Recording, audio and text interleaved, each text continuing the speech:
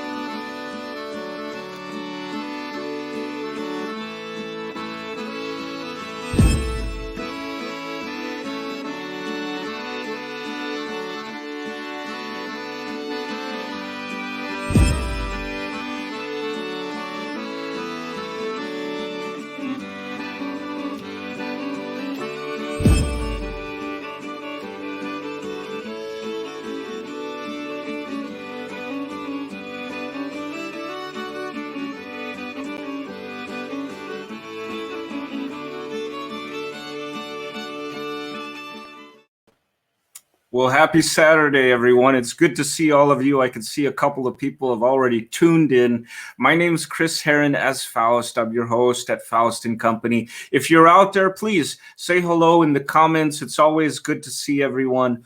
What I love about this platform is that I'm able to connect with people from all over, and just seeing your comments kind of, it makes me feel connected to all of you. So thank you once again for tuning in. Our featured guest of the evening is going to be hailing all the way out from the United Kingdom. And so it's 7:00 p.m. there. It's 11 a.m. here, California time. So I'm quite excited that I'm able to connect with someone over the pond. I do have one announcement to make before we introduce our featured guest. June 12th, I'm quite excited about it. June 12th, I'll be making an appearance at the Magic Castle with my friends Felix Jones, Simone Turkington, and we form a group called the Orpheum Circuit Tour. In fact, take a look at this flyer that we have here, and you'll notice that we're on June 12th. If you're interested, this is the June schedule. So go to togo.magiccastle.com if you're interested in watching. And you can take a look at whoever you want to see. So there are quite an extraordinary amount of performers on there, and they're wonderful performers from what I know of. So please check it out, June 12th. And also, it's going to be my first time performing in any capacity for the Magic Castle, and I'm quite excited about that. And so, ladies and gentlemen, I was asked whether I would be continuing on with this whole virtual platform. And in a short answer, the answer is yes, because it just allows me to connect with all of you. And I know that everyone's transitioning back into the in-person shows. I am as well, but this is a very fun thing for me. And I hope that all of you out there are also having fun. And for me, it's just a little bit of a change from the daily scroll of scrolling through. And it's just nice being able to interact with all of you out there. And so, which leads me into our main segment here. I'd love to introduce to you a friend of mine who is coming all the way out from the United Kingdom.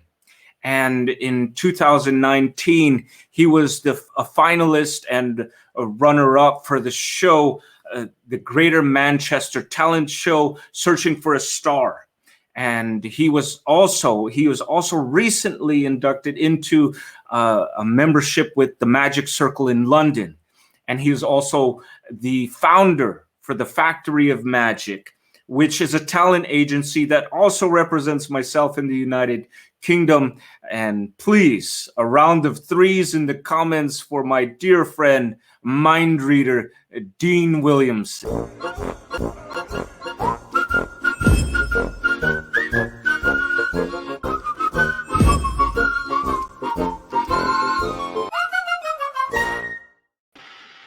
Dean, welcome to Faust and Company, my friend.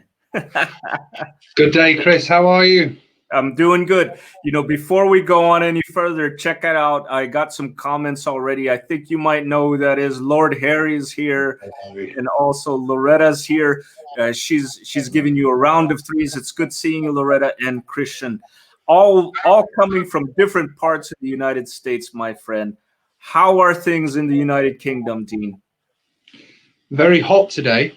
Very, very hot. It's normally a damp and grey country. It's very, very hot today, hence wearing the short sleeve shirt. We're just not used to the sun. That's why I'm so pale as well. But yes, it's nice. The sun is shining. It's a bank holiday weekend as we have here in the UK. So things are going back to normal, which is good. Good to hear.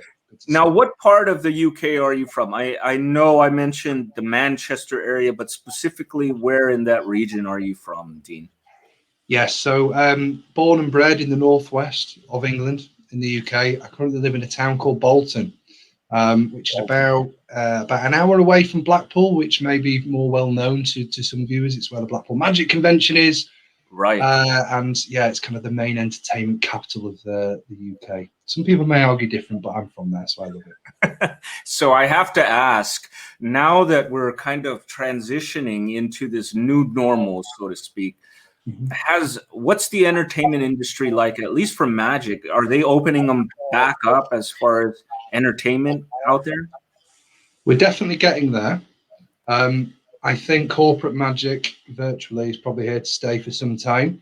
But I know people are getting bookings, and we're starting to see bookings come through the Factory of Magic as well in person. So I feel like we're on the cusp now. We're kind of getting there. It's still going to take a little bit of time. But it's just on the cusp. Things are slowly beginning to open up a little bit, which is great to see. It is great to see. I think over here, at least in California, it's slowly coming together, and I see more and more places. So hopefully in the future, things open up. Before anything else, I know that we had you to come down at Santa Monica to perform.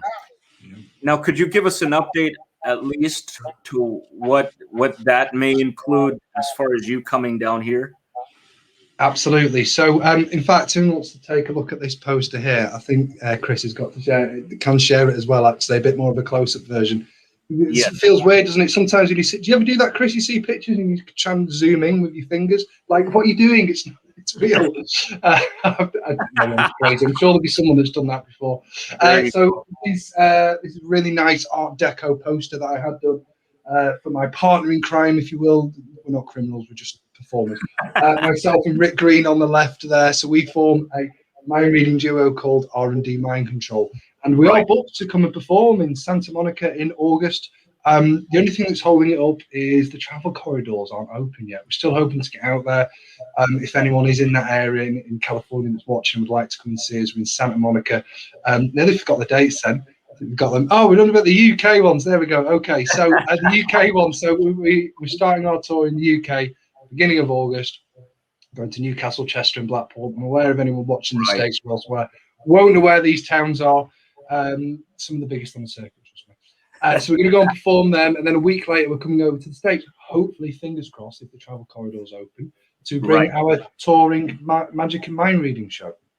Yeah, well, hopefully the borders open up. We were really looking, I know at least for me and Jonathan Molo, we were looking forward to at least, having you come up here and performing, because it definitely is a different experience when you perform live, and so let's cross our fingers and I hope that you guys make it out here.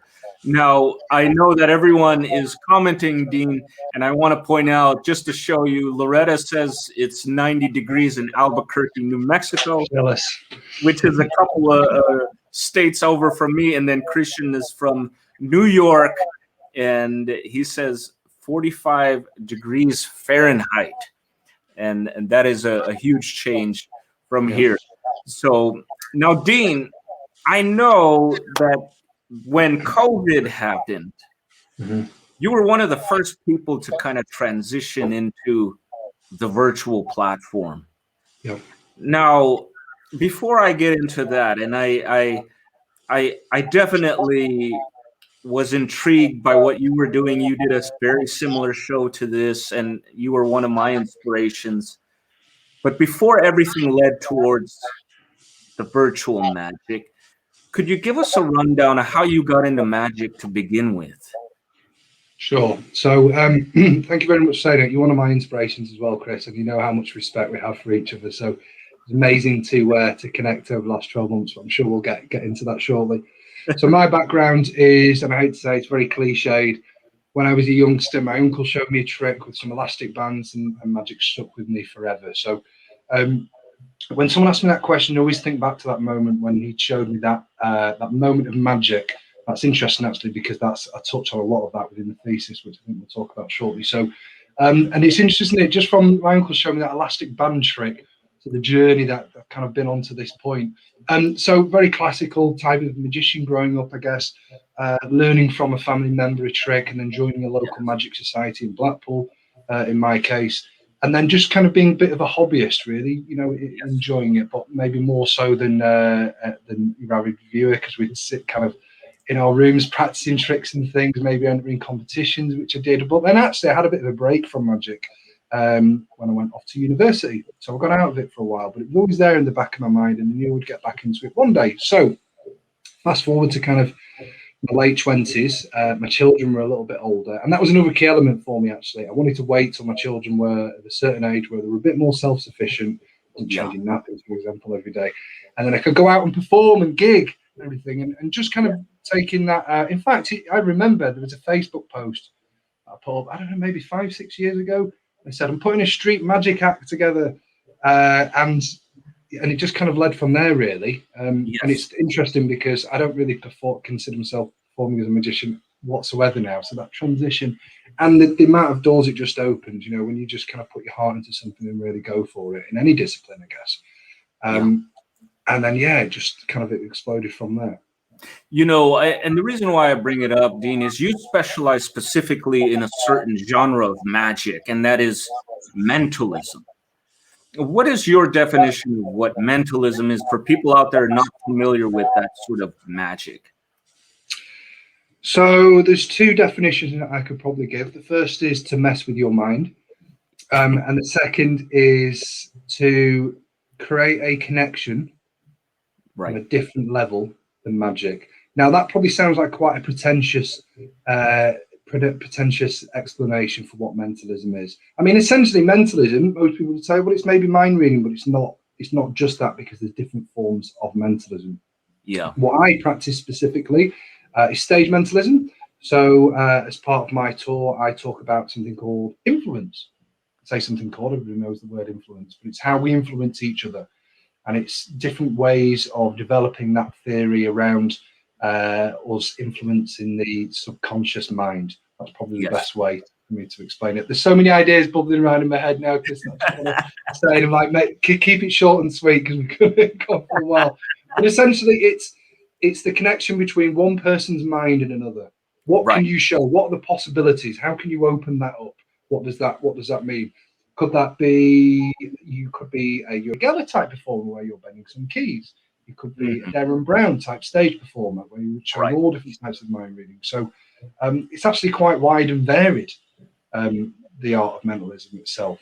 Right. So, Dean, I want to show something to the people out there watching. Now, this is very unique, at least from my perspective. You mentioned you do stage mentalism, but when COVID happened, you actually also did this virtual type of mentalism as well. And you made this video that you gave to me that I would like to play so that people get an idea of the type of mentalism you do. Is that okay, Dean? Can I do that? Absolutely. Looking forward to seeing it. Okay, everyone, if you're out there just tuning in, this is Dean Williamson, mind reader, and what I'm about to play is something that he created, which is what I call virtual mentalism. So check it out, and I hope you enjoy. Time is an interesting concept. We are governed by it. Our very fates and our existence are determined by the time on this planet, and so we must use this time wisely. They say you cannot predict events, and therefore you cannot predict time, but I beg to differ. Here is a clock. I would like you to focus on one number, and now change it. Remember that number. Now each number on a clock has an opposite, For example, 1 is to 7, like 9 is to 3. Find the opposite of your original number. Now I would like you to subtract the lower number from the higher number. Keep this final random number in mind. And as the clock begins to fade, keep staring at the screen, saying your number out loud, over and over and over and over and over. Stop. Did you think of the number 9? I didn't either. The number you are thinking of is the number 6. Dean, I definitely love that video, and I like playing it because there's a lot of things going on here that are unlike the stage mentalism that you normally do. Sure. One, and I'd love to get your take on it. What inspired you to create these pieces? And I know this is just one piece that you've made. What was your inspiration behind this? Absolutely. So that video was created in collaboration with Rick Green, Yes. who I partner with. In the bottom left corner of that, it's R&D Mind Control. So we both made that together. Rick and I were the first. Sorry, we were the first in the UK, but in fact, yeah, I think we might have been. So I need to make sure and get this correct. Be careful with this. So we were certainly the first in the UK. We were one of the first, I believe, in the world to have an actual virtual show. Yes. Now it's very commonplace, especially if you're a magician. You've probably performed yourself online, or you've certainly seen a virtual magic show. So we were one of the first to go to market, if you will, although we didn't charge for them then. Maybe we should have. We just wanted to create a show so everybody could watch. And this was really, really early on in the pandemic about March time in the UK last year. We wanted to create something for everybody to enjoy. So just like virtual shows do. And, they seem commonplace now, but at the time it was, very, it was very new, it was very modern. But we wanted to perform, especially we were due to go out and perform, and tour quite early on last year, and we couldn't do. So what's interesting about that video is it's how do you perform mentalism virtually? And again, it's quite commonplace now, but at the time, as far as I'm aware, there'd been no forms of virtual mentalism that had been created. There were things that you could adapt for the virtual camera, but it was very much in its infancy.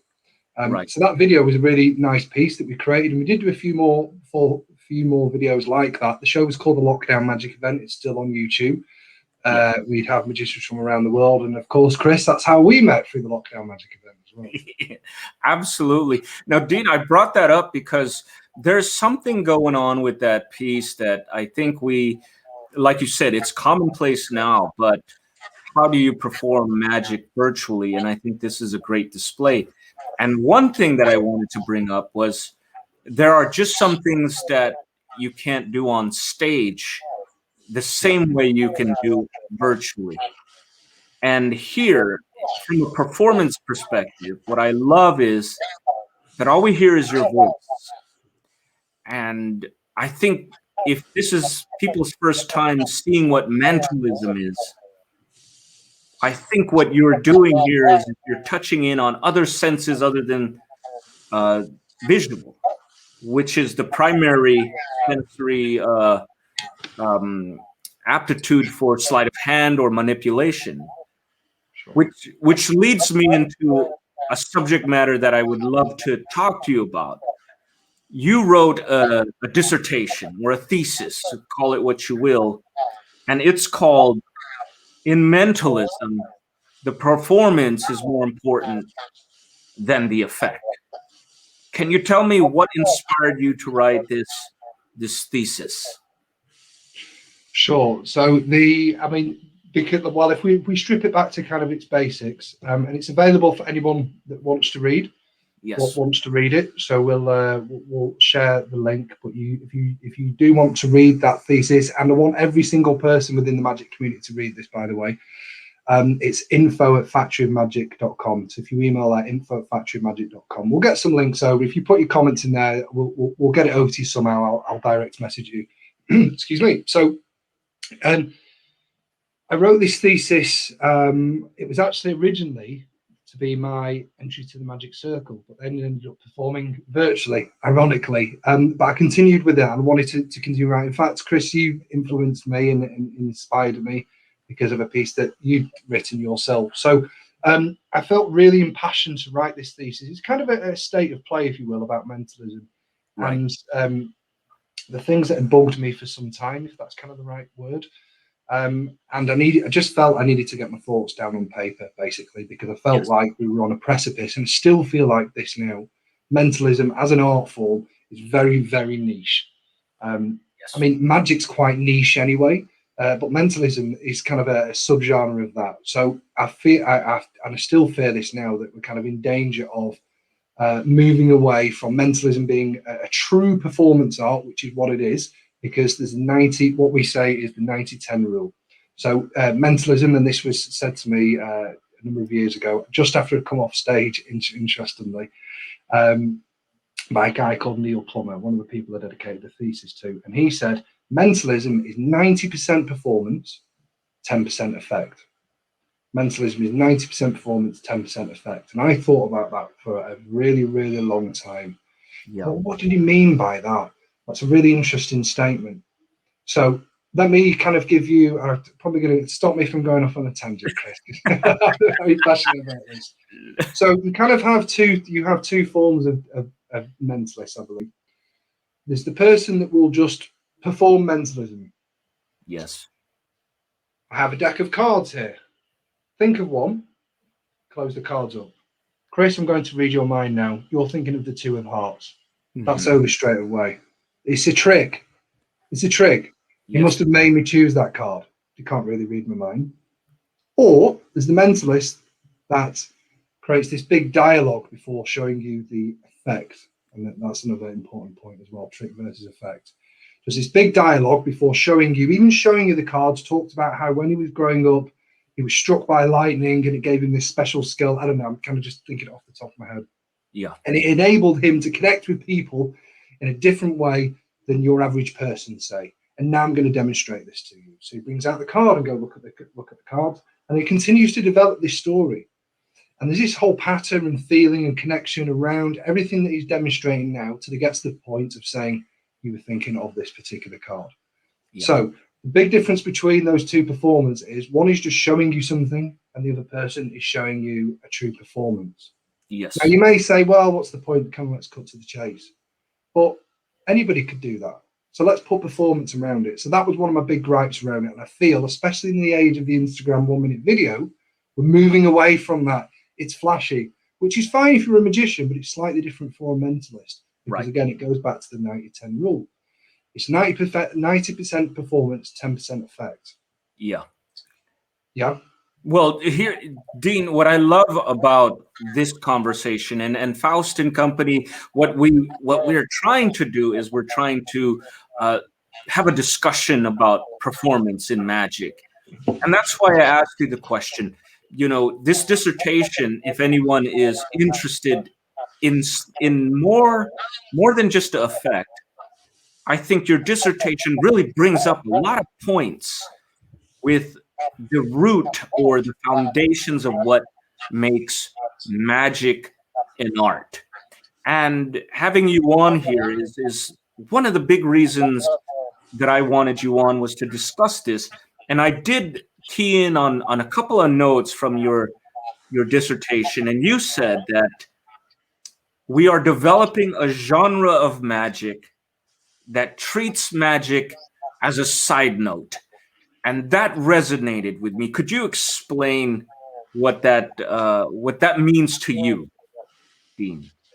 Yeah, absolutely. So, so it's to treat performance as a side note. I feel that we have magicians watching, right? So I'm kind of. Oh yes, absolutely. Yeah, absolutely. Lots of magicians watching. Okay, so if you go on all the and it happens in the magic clubs as well, because I've been to lots of different societies and at conventions as well. But more so on social media, and let's face it, we've never been on social media as much as we have in the last 12 months. I know people that have never been on Facebook before, and they absolutely hammered it because there's nothing else to do in the last 12 months. So there's all these Facebook groups, and what are the posts about? I can go on now and go on the different magic groups, magicians only, etc., and they're just talking about effect, the latest effect that's on the market. The conversation's all around that. What's the latest effect? But there's no conversation around the actual performance. How do you develop the effect that's on the market, if you will? And the reason why that's bad is because we'll end up creating carbon copies of the same magician over and over and over again. Yes. So, sorry, my dog's barking in the background. Should have put him outside for this. No, it's always good. Live, that's why it's live. Exactly. Never work with children and live animals. I think that was the old quote, wasn't it? So, yeah, we just talk about effects all the time and the latest trick, and no one's talking about performance, and that can take many forms as well. And when that does happen, and we see that conversation, there's some really interesting debates around it. Yes. I want to encourage everybody to be unique and follow their own path in magic, however they go out and perform, and just kind of inspire each other to further the art, if you will. Right. And because we're just talking about effects all the time, we're not talking about stagecraft, we're not talking about lighting, we're not talking about storytelling. And the thing is, these are, those things I've really learned through time and experience of performing, right? Yes. And I'm not saying I'm an expert in any of those topics whatsoever, but I know that I can share my experiences of being on stage and building stories with other people that perhaps don't necessarily have that skill, if you will. That's why Rick and I work really well together, because he's amazing on stage and he knows where to stand and the lighting and all this kind of thing. That's all about performance, making the performance better. But when we sit down and write videos like the one that we showed before, for example, I'll probably do most of the storytelling. So it's about sharing those skills around, and I'd like to see us do more of that, which is why that I feel that performance is being treated as secondary, because we just want to buy the latest effect, and we're all guilty for it, but they just end up in your drawer at home, don't they? So right. Right. You bring up a great point, Dean, because it really resonated with me, is that, when you said we are kind of bringing this genre of magic to where we really focus on effects. Now, mind you, if you look at the industry of magic and the products that are being sold all the time, you brought up a good point. How many magic tricks do we leave in the drawer after we have bought it? Yeah. And I think they're great effects, mind you. But I think the hard part is finding the relevancy of those tricks with us as a performer. And you brought up another thing that really, really resonated with me in this thesis. And mind you, I think your thesis also applies to magicians as well. You bring up the word performing a lot. And if we consider magic as a performing art, then I think what you're saying is we have to learn that craft as well outside of the effect. Now, you brought up that mentalism focuses on the different senses of the audience to give a rounded experience. Could you elaborate on what you mean that mentalism focuses on different senses of the audience? Sure. So probably the thing that springs most to mind with mentalism is that it's not really a performance art that can be flashy. It's not necessarily visual. And I'm well aware, I'm very conscious that there are many people that find mentalism quite boring, to be quite frank. I'm happy to change that. People don't think that was my show. But a lot of people do find that. And I don't kind of where that views come from, but I can kind of understand it at the same time. So mentalism is a lot of talking.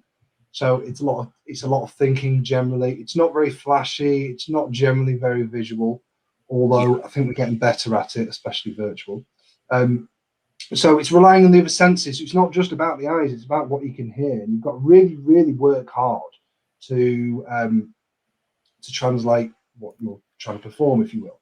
So, any other form of magic can be performed via a silent act. Right. There isn't anything within mentalism. And if anyone's watching now, I would absolutely love to see some kind of silent mentalism act, If you think about any other form of magic, it can be done to music, for example, but mentalism can't. There are things that border within that, and there's some things that I perform that are silent without kind of giving effects away.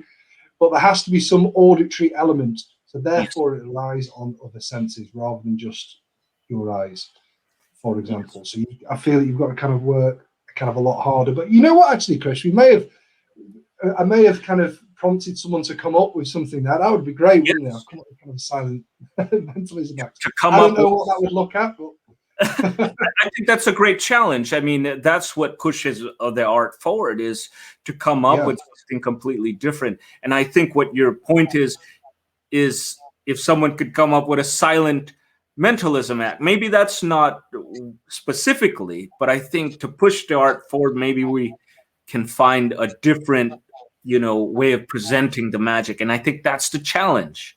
Sure. And I think that's what makes it an art.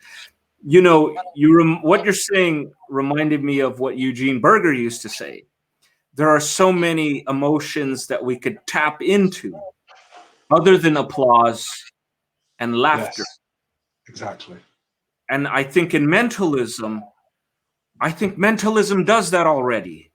They're tapping into the five senses of the human being, from sight, sound, feeling, touch. And that's what I love about your dissertation.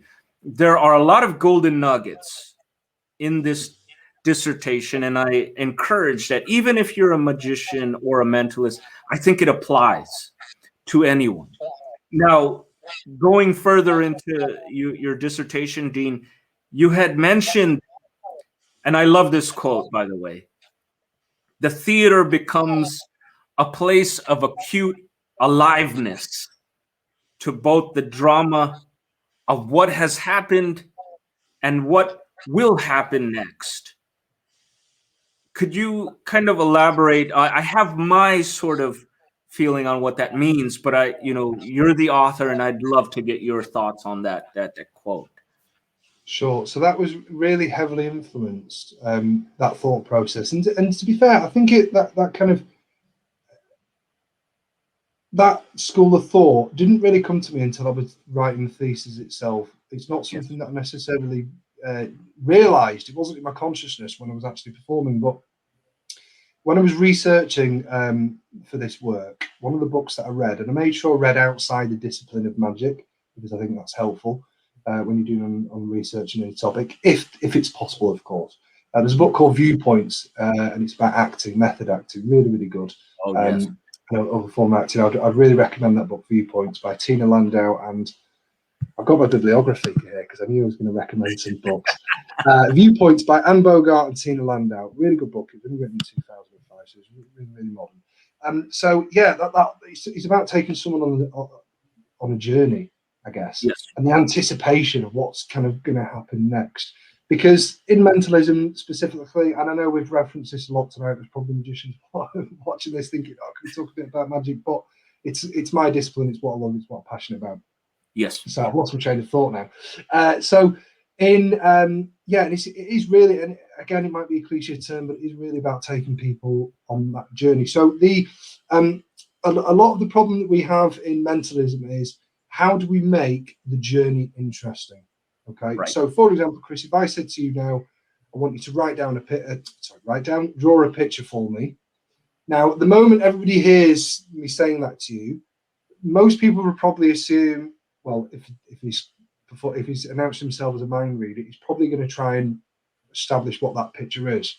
So I could get you to draw something, then I could draw something, we could turn them around and show each other. Now, I personally don't think that's that interesting. So how do we make that whole picture more interesting? I'm getting you to draw something. How do I get from that point where you've drawn something to me revealing that I've drawn the same thing? If I hope we're tapped into your mind. How do we make that interesting? So that's the point. It's about that journey, right? How do we get it along the way? Right. And again, coming back to performance, how can you make your performance flourish within those moments? So it just goes about thinking deeply about how can we make that whole journey from you coming out on stage to revealing an effect, whatever it may be, really, really interesting. Right. Now, Dean, one last point on your dissertation.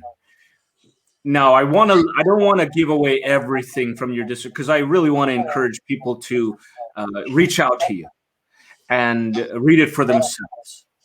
I mean, it was a very enlightening thing. And one of the things that you summed it up with was that you traditionally perform for adults. Yeah.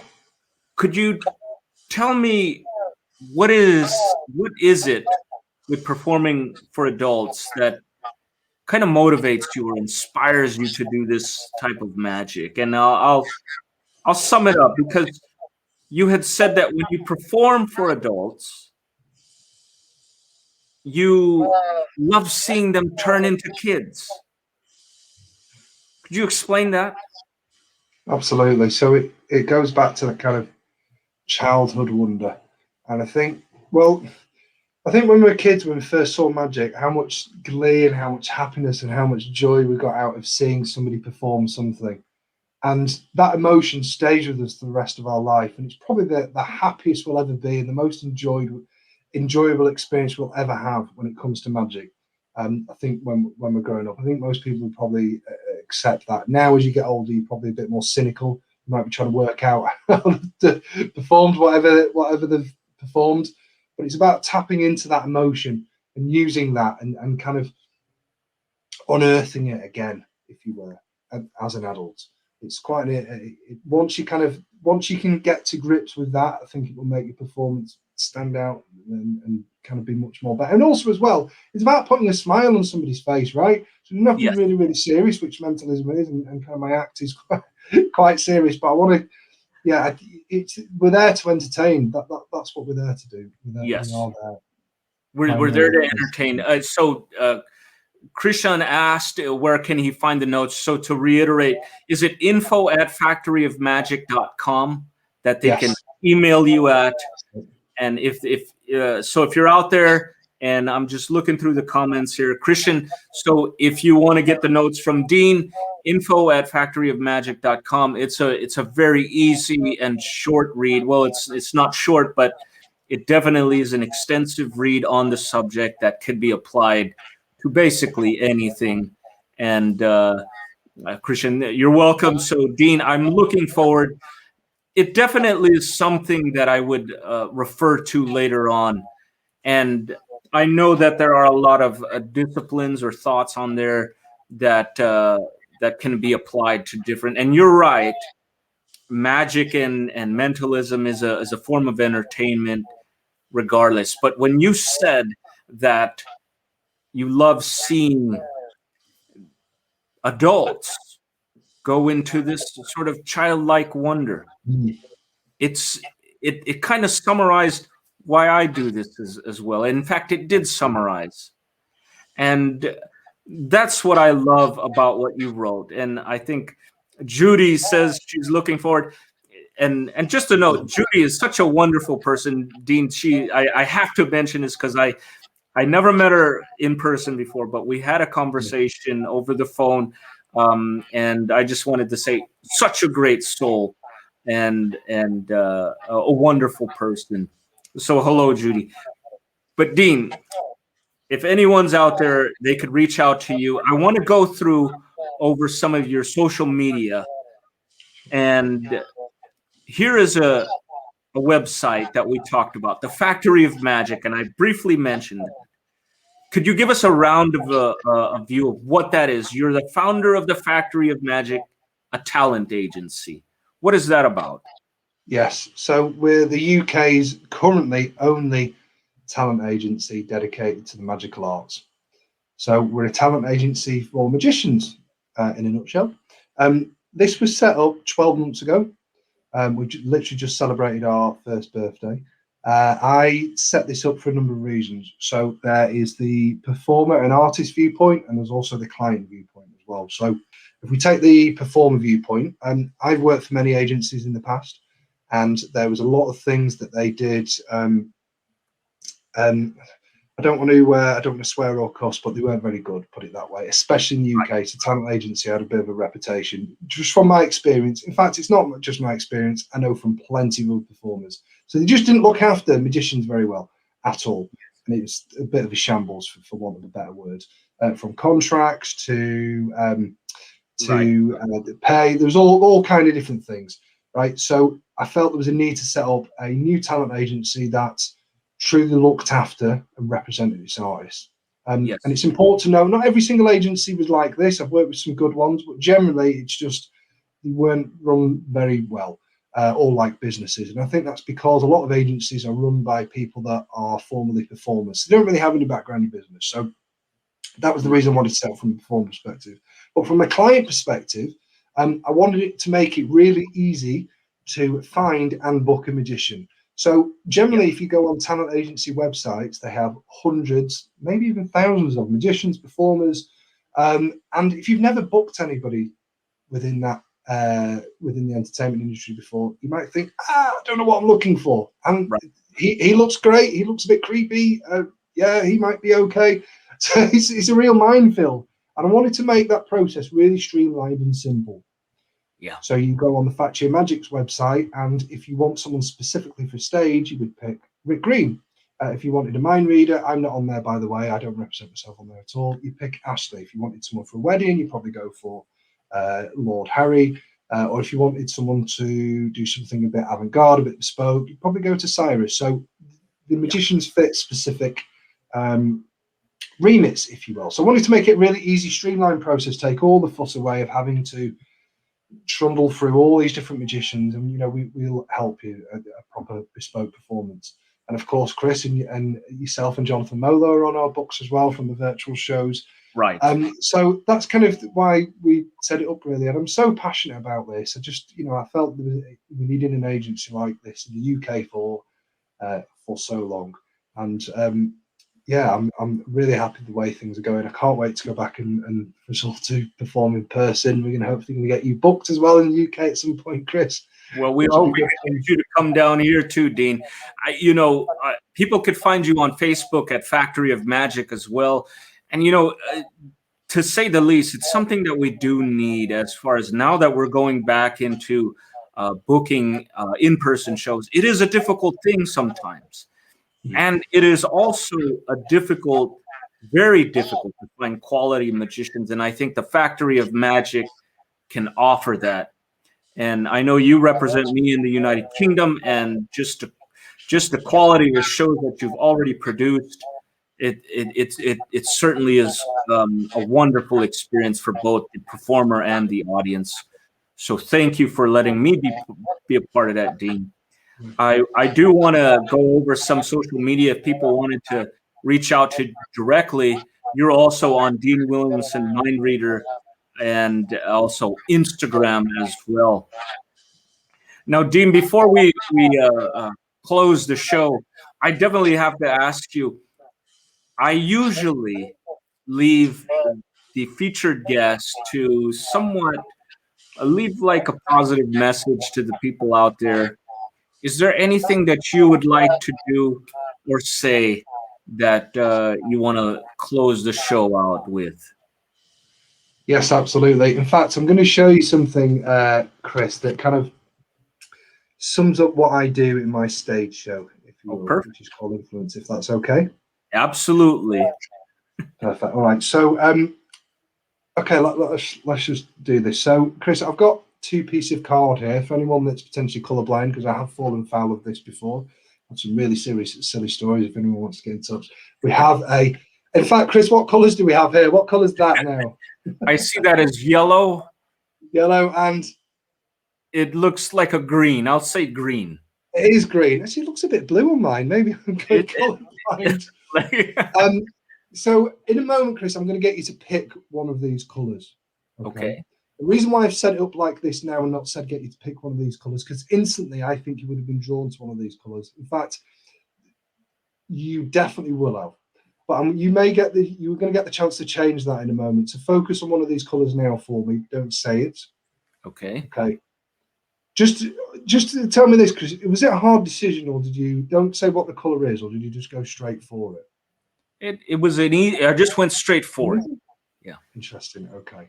That's good. We're doing well so far. So every single time I've performed this, Chris, I've got this right, and my prediction has been true. and I'll show you what that prediction is in a moment. But if it goes wrong now, Chris, and you've picked the colour that I didn't predict, my reputation is in tatters. So no pressure. So I'm going to give you one chance. Do you want to change the colour, or do you want to stay with the colour that you have? I will stay with the color I have. Okay. For the benefit of everybody watching, which was the colour that you chose? Green.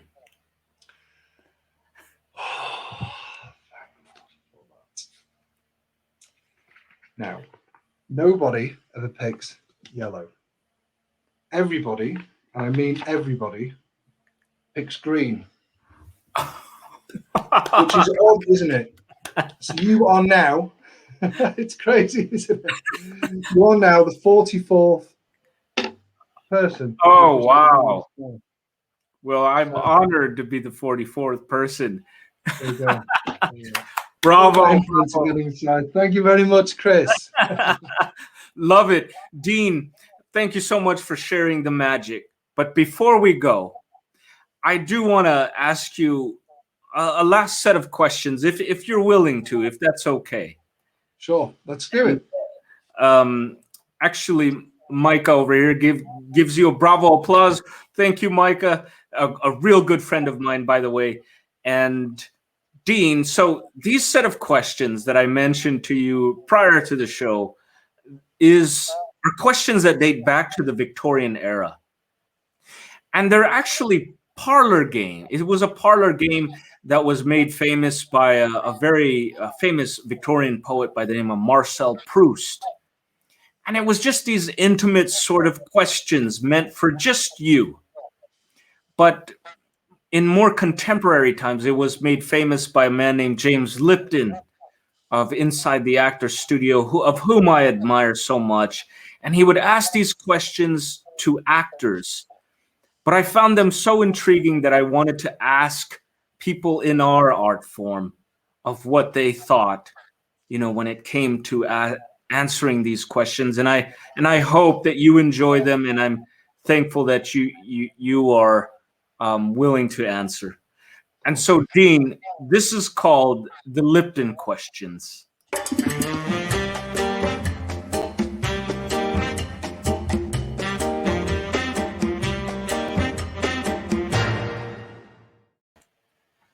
Dean, the first question is, what is your favorite magic word?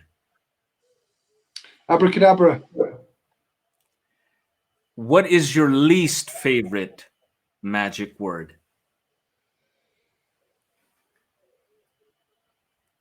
Oh, I'm trying to get down into one word. Oh my God, my mind's gone. I'm stuck on the first question. Least favorite magic word. Least favorite magic word. Thank you for watching the show, kind of, because that means everybody's got to go home. I don't know. Fair enough. Fair enough. Dean, what turns you on in magic? I'm wondering whether to give a serious answer or not now. David Copperfield's old stunts. Dean, what turns you off in magic? Oh, Rick Green performing with doves. You know what that is. What sound or noise in magic do you love? That was a bit creepy. It was kind of audience now. Ooh. Well said. Well said. What sound or noise in magic do you hate? Boo. What is your favorite cuss word, Dean? Shit. What profession other than your own would you like to attempt? Escapology. Oh.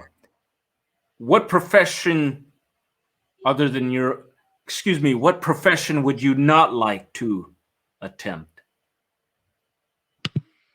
Say the question again, Chris. What profession would you not like to do? Oh, working in a sewer. And and finally, Dean, our last question of the night. If heaven exists, what would you like to hear God say when you arrive at the pearly gates? Come and meet your heroes. Thank you so much, Dean, for answering these questions. These questions are meant to be asked throughout a person's life, and hopefully we can ask you later on to see if these answers change in the future. Ladies and gentlemen, this is Dean Williamson, Mind Reader, and I'm very thankful for you to come out. I know it's late tonight in the United Kingdom. So, Dean, once again, thank you so much for coming. And if it is at all possible, I'd love to have you come back again to talk more about your other writings that you have in store. So thank you so much, Dean, for coming and visiting us. Thank you, Chris. Thank you so much. Ladies and gentlemen, my name is Chris Herren as Faust. It's good seeing everyone out there, and thank you for joining us. This is Dean Williamson, Mind Reader, coming all the way out from the United Kingdom. Good night, everyone.